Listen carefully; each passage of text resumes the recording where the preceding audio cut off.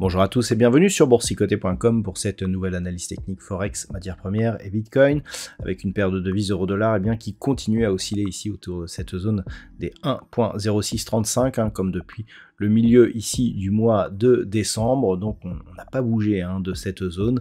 Ça pourrait changer avec la réouverture des marchés américains demain, mais on est toujours en tout cas dans une perspective un peu plus moyen terme, dans une poursuite de mouvements haussiers, avec ici donc c'est ce mouvement qui a changé de dynamique par rapport à l'impulsion initiale, mais qui reste haussière et dont l'objectif se situe toujours ici à 1.0780. Le niveau d'invalidation de cette dynamique haussière, elle est relativement proche, puisque vous voyez ici nous avons une zone qui a été précédemment résistance. Voilà, on est ici sur cette zone ici donc des 1.0580. On a eu ici plusieurs contacts, ici l'impulsion haussière, et depuis nous sommes sur cette zone de support intermédiaire. Une rupture de cette zone nous donnera un signal d'un potentiel retournement, puisque nous avons une dynamique ici relativement faible. On voit que malgré que la hausse soit restée, donc la tendance de fond, on a tout de même eu des contacts ici avec la bande de Bollinger inférieure.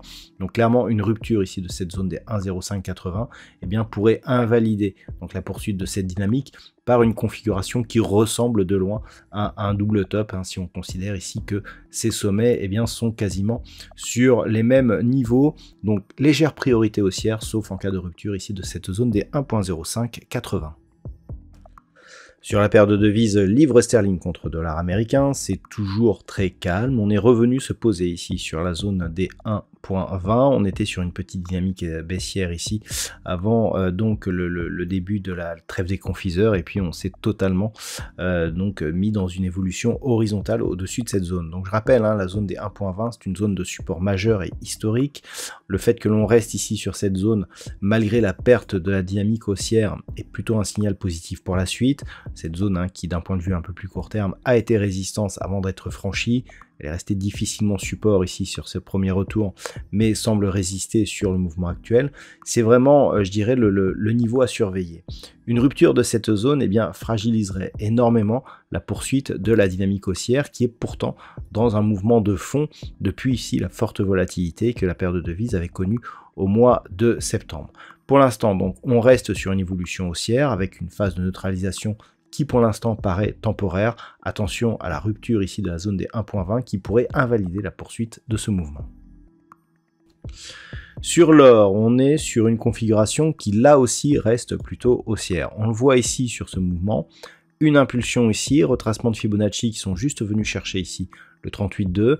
On a dépassé et puis on est reparti sur une dynamique plus faible, un petit peu comme ce que nous avons sur l'euro-dollar.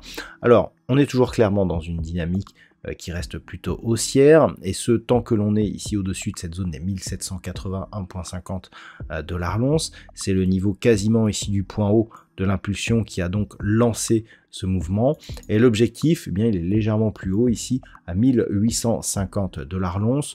Donc pour l'instant on va bon an mal an en direction de cette zone. Un retour ici sous 1780,50 pourrait remettre en cause cette dynamique, puisqu'il y aurait changement de la tendance avec ici une zone de résistance qui ne serait plus validée comme support. D'un point de vue court terme, on voit ici une légère évolution haussière sur la succession des points bas, mais aussi sur les points hauts. Donc même en absence ici d'une réelle conviction, on reste dans une tendance haussière avec comme objectif donc la zone des 1850 $ l'once.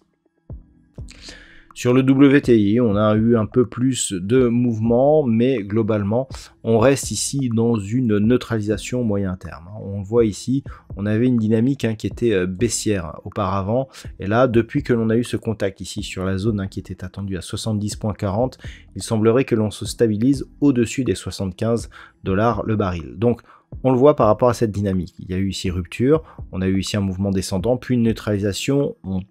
On On pensait ici à une reprise, mais finalement la force du rebond nous a montré que même si on s'inscrivait dans une poursuite de dynamique baissière, eh bien la tendance et la conviction n'étaient pas très fortes. Donc pour l'instant, on est autour des 80. Ce qui pourrait changer la donne, c'est une rupture ici de la zone des 84, puisqu'on a eu ici une impulsion. Le contact ici avec la zone des 70.40 a inscrit un nouveau plus bas de tendance court terme, et tant que l'on ne casse pas ici cette zone qui elle représente un plus haut, on est toujours du point de vue de la loi de Dow dans une dynamique qui reste baissière. Par contre, d'un point de vue moyen terme, la zone des 84, qui est donc très proche de cette zone de point haut, irait dans le même sens, à savoir que, en cas de cassure haussière de cette zone, on aura un vrai signal de neutralisation, entre 75 et 93.50. Pour repasser dans une dynamique haussière, il faudrait casser la zone des 93.50, on en est relativement loin pour l'instant. Donc, on surveille éventuellement un retour sur la zone des 84 qui serait un signal de neutralisation. Tant que l'on reste sous ces niveaux, malgré une dynamique relativement faible, on reste dans une perspective qui est toujours baissière et qui pourrait accélérer en cas de rupture sous la zone ici des 75 $ le baril. Et enfin, au niveau du Bitcoin, il n'y a pas grand-chose à dire, tant la paire est devenue peu volatile. Tout se joue sur des mouvements, je dirais, rapides. Alors, on va passer en daily, peut-être, voilà. Là, on voit bien ce qui se passe, c'est-à-dire on a des phases de stabilisation, hop, une accélération, on temporise sur 30 000, hop, une accélération, on a temporisé ici autour des 20 000 avec des petites tentatives de rebond, où on voit ici des points bas ici qui deviennent quasiment des points hauts. On a exactement la même configuration puisque on est passé ici de 20 000 à 15 800 et puis on se stabilise. Et regardez ici cette zone de points bas à grossièrement 18 100. Cette zone, c'était ici la zone de point bas de cette zone d'évolution. C'est la zone de point haut, donc on reste sur la même configuration. Une incapacité à cette crypto-monnaie de produire un rebond technique qui pourrait invalider la dynamique baissière qui reste la tendance de fond. On est toujours dans la même perspective, dans l'attente ici d'une rupture de cette zone des 15 500 $ pour un Bitcoin.